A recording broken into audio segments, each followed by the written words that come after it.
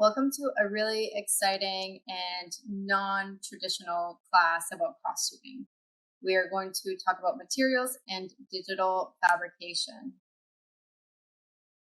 When we talk about materials, I'm not talking about just our conventional textiles and casting agents, paints, and all of the other materials that we normally use for building costumes in film. But I'm also going to talk to you about material innovation and introduce you why costumes in film can be a great testing space for new materials and even biomaterials like derived from algae, mycelium, bacterial cellulose, and other fun things like that.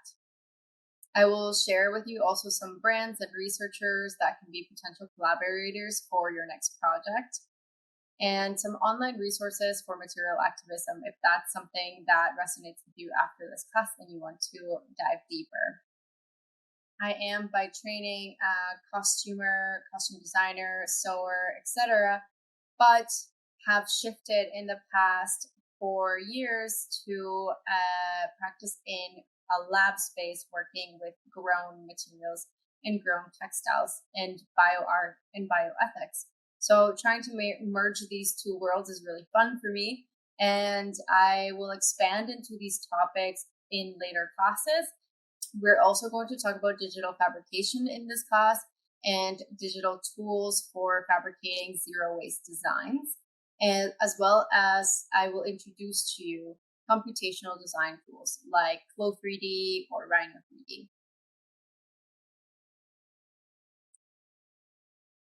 So testing biological materials. This is a really cool way that we can collaborate with an emerging field in the textile industry.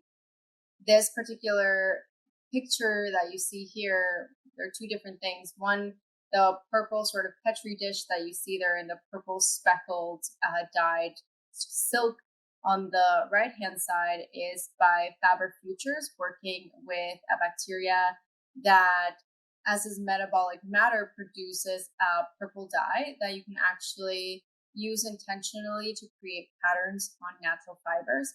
And to the left, you see this project called Regrow, which is actually using bacterial cellulose to grow a sheet structure that is then crafted into this beautiful plunging neckline dress. Bacterial cellulose just means something that you may be familiar with if you are a kombucha lover, but a SCOBY, so a symbiotic culture of bacteria and yeast.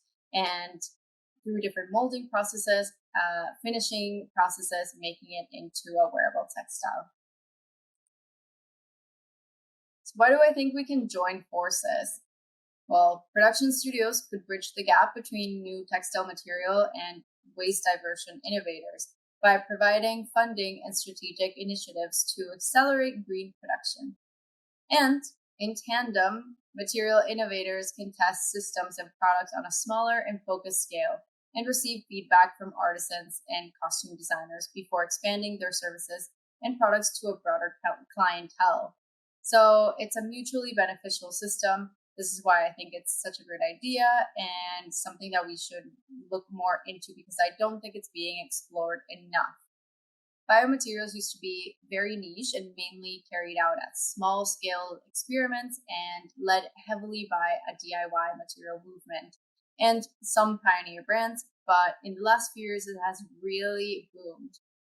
Corporations and the textile industry are really having pressure on them to clean up their act. So they're really interested and have a lot of investment into coming up with new and more sustainable materials and fabrication models that value people, planet, biodiversity, and that close the loop on waste. From biogrown to biofabricated materials, we see the use of food waste, agricultural waste, synthesized bacteria, which can be used in creating dyes, cellulose, and even silks, mushroom mycelium leathers or skins, and algae plastics or foams. One cool thing about biomaterials and about these new innovative processes is that they're really keen for collaborators. So if this is interesting to you, reach out to any of these companies or any others that you may find and share them with us in our class dashboard. I have a few listed here, like bolt threads, for instance, makes synthesized spider silk, which Stella McCartney has collaborated with them, making some beautiful dresses. Faber Futures makes bacterial dyes. Skitter makes natural water repellents. Milo and Reishi both make leathers from mushrooms, and they've collaborated with Stella McCartney, Hermes, and all of them are looking for collaborations. It's really a way for them to showcase what their materials can do. This visual media that we work in has so much reach. And as you've seen with Black Panther, for instance, and their 3D printed garments, we can really help some of these more innovative processes gain momentum and gain some visibility. In California, Alto University has research partnerships with the film industry, and they're doing some really interesting stuff that's specifically related to costume. So none of those other brands that I mentioned earlier are specifically focused on costume design. Alto University has a research program that is. And some of the things that they're working on are, for instance, biodegradable sequins or structural color, which is a wood pulp based material that, through the actual structure of the material, creates this iridescent glow by the photons or light particles hitting the material and reflecting this iridescence out to us. And they've created this really beautiful costume on the top left hand side to showcase how that works. Another product that is seeking specific collaborations with the film industry, and they've actually reached out to our costume departments at our local union in Toronto, is Skitter. They have a plant-based water repellent product. So this is a great alternative if you are coating any of your fabrics. Partner up with them, they'll send you samples, and they just want some feedback for their product so they can evolve into the next stage of development.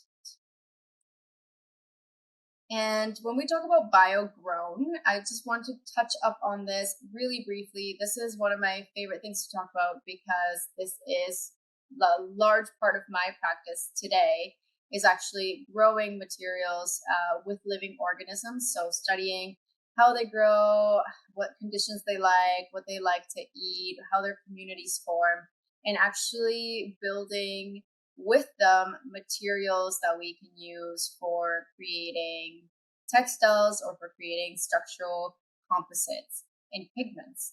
So here you'll see this project is really beautiful. Another thing about growing materials is that you can actually make molds of the pattern pieces that you need, and they're fully reproducible every time. And you are only using the resources, energy, and feedstocks that you need to create that specific pattern. So there is no waste. And this one on the bottom left-hand side, you'll see all the pattern pieces were grown with bacterial cellulose, which is similar to a SCOBY process where they have a feedstock for the bacteria. It creates a cellulose membrane on the top in the shape of the pattern piece that they need, and then they assemble it together to create this shoe. On the bottom right-hand side, you'll see all these different fiber types and fabrics, and they have this beautiful soft periwinkle color that was actually created through a dyeing process using non-pathogenic bacteria in a lab setting, of course. How this is done is to dip the fabrics right into the feedstock of these bacterium, who through their metabolic processes actually excrete different colors. And in this case, that is this kind of very soft lilac color. And these aren't just processes that are out there being explored by artists and researchers. There are minimum viable products available now with some of these technologies. For instance, Adidas has made some shoes using mycelium leathers in collaboration with MycoWorks. H&M uses quite a lot in their sustainable line of products this orange fiber, which is a kind of viscose fiber, but instead of using lignocellulose from old growth forests, we are using waste feedstock from oranges to extract the cellulose in the orange fiber and create these new fabrics that are very similar to fabrics that we're used to handling. On the top right-hand corner, you'll see these shoes and bags, they are made from pineapple fiber, made from the waste feedstocks, waste products from the pineapple harvesting, pineapple industry. And this brand of textiles is called Piñatex. They supply the fabrics, so you can get in contact directly with them and use their material for your own garments, or you can see which brands they're working with that are creating bags, shoes, and other products, jackets as well, I've seen with Piñatex. On the bottom left-hand corner, you'll see Algae Knit, and Algae Knit is a really cool, innovative company that's working with algae and kelp to create new polymers, create new biodegradable plastics. In the center, at the center bottom, you'll see this bag made by Stella McCartney and Milo using mushroom leather. And on the bottom right-hand corner, you will see this bag that is more of a polyurethane or PVC looking material, and it's actually made from cactus. So it's called cactus leather, but really it's a polymer that is made through processing and blending the cactus together, then spreading it out in a sheet. And through finishing processes and pigmenting, it looks like this once it's assembled into a product. I also want to highlight that there are some very luxury items and designers out there that are also looking into working with biomaterials and into showcasing their potential to not only make commercial alternatives to leather and plastics, but to make beautiful, poetic luxury items. So Stella McCartney worked with Bolt Threads, whom I mentioned earlier, using their synthetic spider silk to make this beautiful dress. And Philip Lim worked with Pyrotex to make all these sequins made with biodegradable materials derived from algae and chitin, which are sea organisms. And if you want to dive deeper into biomaterials and why the fashion industry is putting so much effort, what they're working with, what materials are out there, the Business of Fashion put out this report on fashion's race for new materials. It's a little bit dated now only because the innovation in this industry is happening so quickly and it's so emergent that there's always new things to look at. But this is a pretty complete report from the fashion and textile side of things on what new materials are out there. And for the second part of our class today, we're going to shift gears into digital fabrication and digital technologies. And this class I will also expand on in the future in a separate class because it is a world as well. And it cannot all be covered in this one class. It will just be far too much. Digital fabrication is a new revolution of design that is taking place within the textile industry as computationally designed and engineered garments are becoming more of the norm. 3D printing and additive manufacturing is giving designers the freedom to manipulate material in a way that is not achievable through conventional means. And what we mean by additive manufacturing is actually using material by adding it in layers rather than subtracting or taking out material to create our forms and patterns, so that we're only using the parameters of the material and the structure that we actually want to create, so that we're creating zero waste. There is an imminent need to start thinking about how to design clean garments with custom-made parameters and measures. So spending more time on the design and the prototyping stages and then less time in the manufacturing stages, because we have everything computationally and it's very easy to change parameters and it's very easy to see how things are going to move and look like by using some of these softwares, which I will share with you now.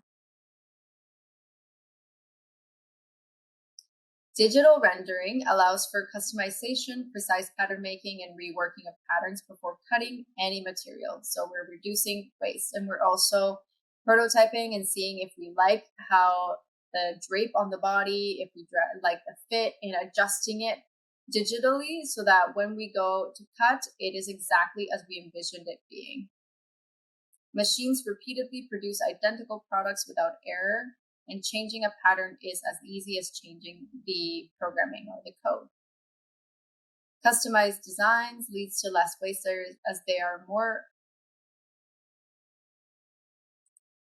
Digital fabrication can link creatives to local fabrication studios, resulting in low transportation costs. Again, having things more localized and working in tandem with your maker spaces. I'm sure there is one in your bioregion.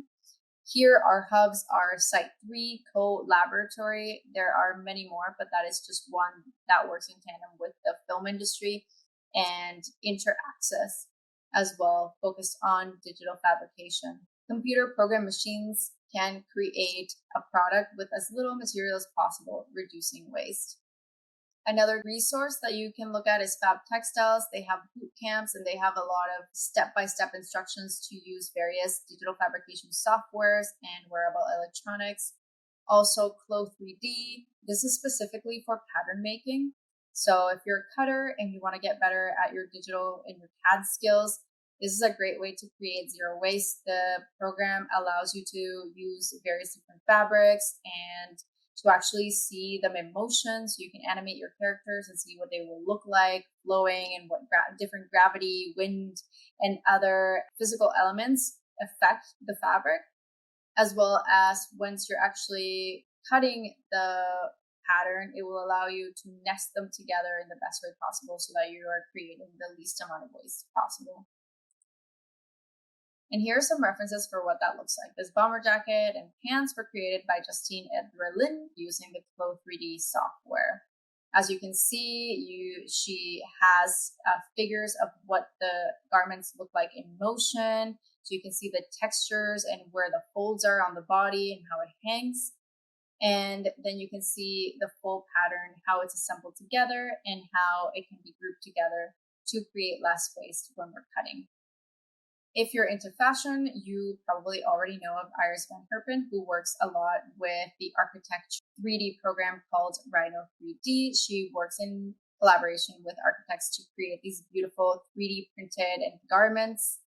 And what that looks like or translates to on a screen, we can see in the movie Black Panther, where we have Queen Ramonda wearing this beautifully ornate and intricate headpiece and neckpiece. A couple of books that are amazing, highly recommended, lots of pictures and references to different possibilities with these materials in the design world are Why Materials Matter and Trends Material Now. You can get them at your local library. You can check out Around the World in 80 Fabrics or Future Fabrics Expo if you're looking for more references on regenerative fibers, on recycled fabrics, and on bio-grown or bio-fabricated materials, and to get some samples and to work in tandem with them to actually source some of these materials for your production. And for your own recipes and your own home experimentation, Materium and Materials Lab Experience are two amazing resources that will get you started in your biomaterials journey. Thank you for spending time with me. See you for the last class.